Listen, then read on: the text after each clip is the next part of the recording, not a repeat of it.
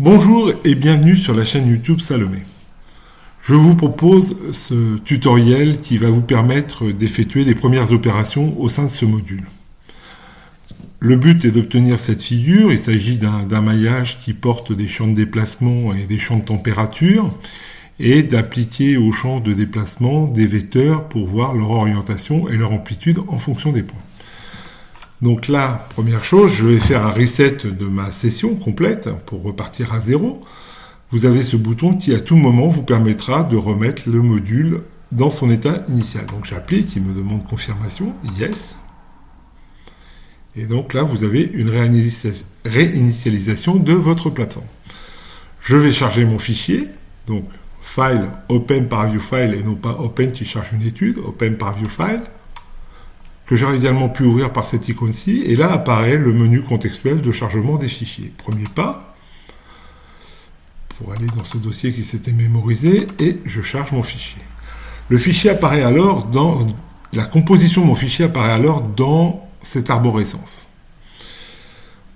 On peut choisir le champ de température, le champ de déplacement, ici, en sélectionnant les petits onglets là, ou en sélectionnant la totalité comme ça. On voit que le champ de température est exprimé sur les cellules, que le champ de déplacement est exprimé au nœud, et lorsqu'on appuie sur Apply, la représentation vient se faire dans notre fenêtre 3D. On peut animer notre pièce. Ici, j'appuie sur le bouton gauche de ma souris, et donc je peux faire évoluer mon maillage comme je veux. Je peux le zoomer, dézoomer avec la molette. En appuyant sur la molette, je peux le déplacer de droite à gauche, de haut en bas, dans ma fenêtre 3D, tout simplement. Et je peux aussi recentrer directement, voilà, pour faire un fit to data, avec ce petit bouton qui se situe là. Voilà. À partir de cet instant, je choisis de colorer mon maillage avec le champ de déplacement. On voit que on a une première coloration avec une échelle de valeurs, et que cette coloration s'effectue au premier pas de temps de mon calcul. Si je vais au dernier pas de temps de mon calcul, on voit que l'échelle de valeur qui est proposée n'est pas du tout adaptée. Je peux la réadapter ici en faisant Rescale to Visible Data Range. Et voilà, donc là, il me réadapte mon échelle à la vue en cours. Mais si je reviens au premier pas de temps, c'est plus du tout adapté non plus.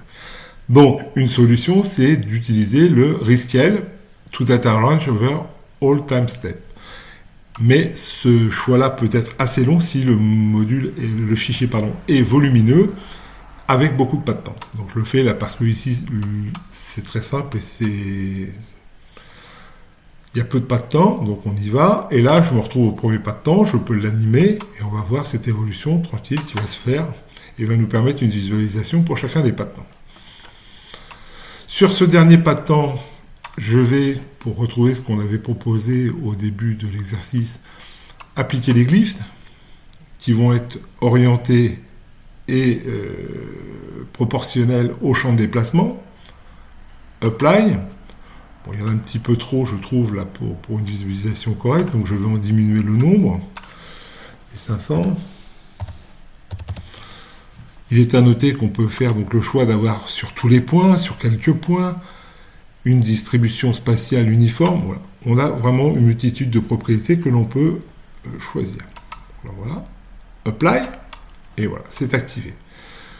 Donc là, si je retourne au premier pas de temps,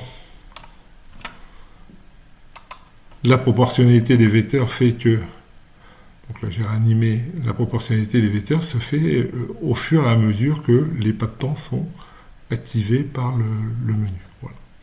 Si je veux une image de cette dernière représentation, Save Screenshot, un menu contextuel apparaît, je choisis un nom de fichier, OK. Il me demande si je veux le remplacer, bien sûr, et donc là je peux également choisir différentes proportions, je peux multiplier la résolution, diminuer la résolution, choisir mon format de sortie. OK. Et voilà, j'aurai mon image par la suite qui sera dans le répertoire que j'ai défini. Voilà, je vous propose de rester là sur ce premier tutoriel pour les premiers pas.